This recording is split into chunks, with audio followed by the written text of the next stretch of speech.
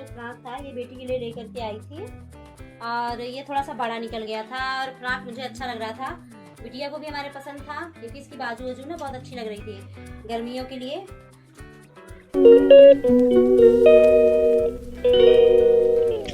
Hi friend, welcome back my channel. मेरे new blog में आप सबका स्वागत है। कैसे हैं आप सब? आई होप आप लोग अच्छे होंगे।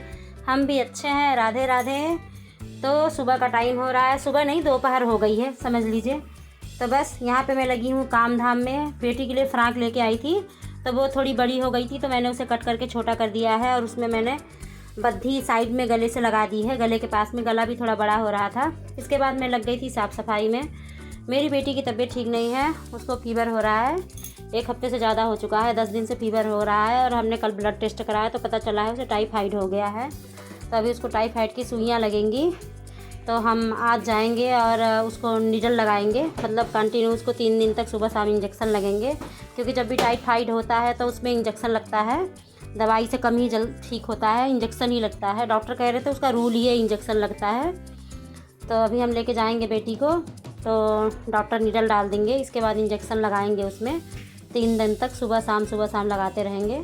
तो ये जो बिटिया का मैं फ्रॉक लेके आई थी ना, तो इसे मैंने कट करके छोटा कर दिया था। पर कुछ काम था जो मुझे हाथ से करना था। इसकी बद्धी वगैरह लगानी थी बेल्ट के लिए, जो कि मशीन से नहीं लग पाया था क्योंकि वो दब जाता है, सही से बनता नहीं। तो मैंने इसकी बद्धी लगा दी है, गले में भी 2 जॉइंट करके लगा दी है बद्धी।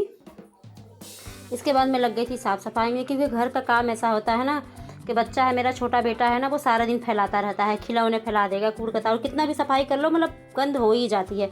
क्योंकि छोटा सा कमरा है, एक ही कमरा है, एक कमरा है और एक कमरे में किचन लैट्रिन बाथरूम है, यानी 2 कमरे का है बस। तो ज़्यादा स्पेस नहीं है हमारे घर में, छोटा ही रूम है। तो कितना भी सफाई कर लो ना, सामान इधर उधर रख लो, बच्चे फैला ही देते हैं।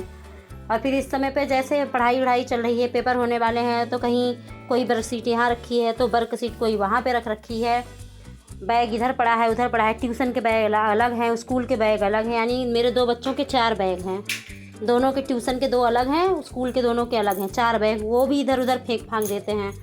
तो कितना भी साफ़ कर दो ना, फैला ही देते हैं। तो मशीन का कवर जो गंदा हो गया था तो मैंने उसे धो के डाल दी है, मशीन में ढक दी है। और मैं यहाँ पे लेके आई थी कुछ सामान, दाल वाल ख़त्म थे मेरे, तो उन्हें खाली करने का मुझे टाइम ही नहीं मिल पाया था। तो अभी मैंने कहा कि डब्बे में भर दूँ उसको खाली करके, वरना बाहर पड़ा ही रह जाएगा, समय मिल नहीं पाता है। तो बस मैंने ऊपर चढ़ कर के डब्बे ढूंढ रही थी, क्योंकि मैंने लाल मसूर डब्बे में डालना था और लाल मसूर का डब्बा ना दिख नहीं रहा था, शायद पीछे की तरफ हो रहा है। तो पहले मैंने सारे डब्बे नीचे उतारे हैं, जब जाके वो डब्बा मुझे मिला है। और मैंने यहाँ पे हल्दी पिसवा के रख रखी है, मतलब इकट्ठा ही पिसवा लेती हूँ ताकि वो चलता रहे महीना 2 महीना तक। क्योंकि रोज़ रोज़ मंगाना सही नहीं रहता है, इकट्ठा पिसवा लो तो चलता भी है, प्लस वो पिसी हुई हल्दी रहती है तो एकदम शुद्ध हल्दी होती है। तो मेरा जो किचन का छोटे डब्बे है ना, उसका ख़त्म हो गया था, तो मैंने हल्दी भर के उसमें रख दिया है बड़े डब्बे से। और दाल को भी मैंने पलट के रख दिया है। अब थोड़ा सा करूँगी मैंने क्लीनिंग, तो फ्रीज व्रीज में ना बच्चे हाथ लगा लगा के ना गंद कर देते हैं, कितना भी साफ़ कर दो गंदगी हो ही जाती है।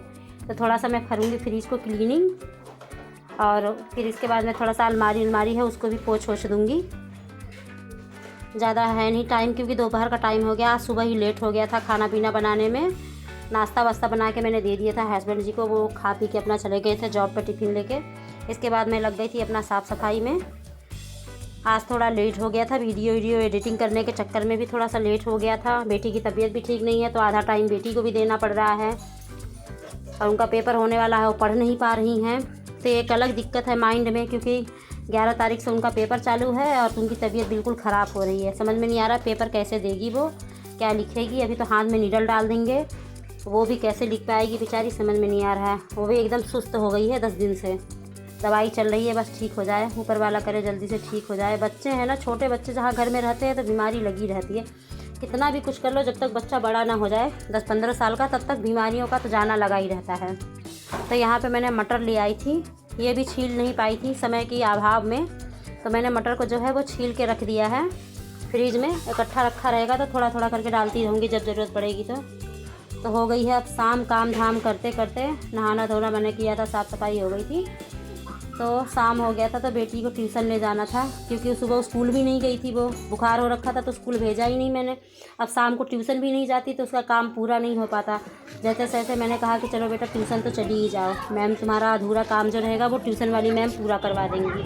उसके बाद मैं चली आई थी मंडी में, थोड़ी बहुत सामान लेने थे, सब्जी वब्जी। उसकी नोटबुक ख़त्म हो गई थी, बेटी की भर गई थी नोटबुक इंग्लिश की, तो मैंने एक नोटबुक ले ली है, ले जाके उसको ट्यूशन में फिर मैं दे दूँगी। और यहाँ मैंने एक डब्बा ख़रीदा है, ये किचन का मसाले रखने के डब्बा जो है ना, मेरा पुराना वाला वो टूट गया था, तो ये सेल लगी थी, सेल में ख़रीद के लाई हूँ, सस्ता मिल गया है मुझे बहुत, तो मैंने कहा चलो लिए चलती हूँ। देखिए इसमें चम्मच जो था वो टूटा हुआ निकल गया, मैं वहाँ चेक करने को भूल गई और उसके अंदर का चम्मच जो है ना वो टूटा हुआ था।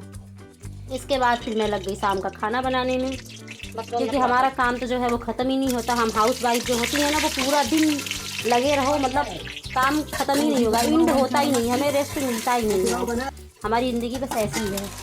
तो अब मैं बना रही हूँ खाना, तो आज खाना में मैं बना रही हूँ पुलाव चावल, मतलब प्याज टमाटर सब कुछ डाल के पुलाव की तरह बना रही हूँ, फ्राई चावल समझ लीजिए आप।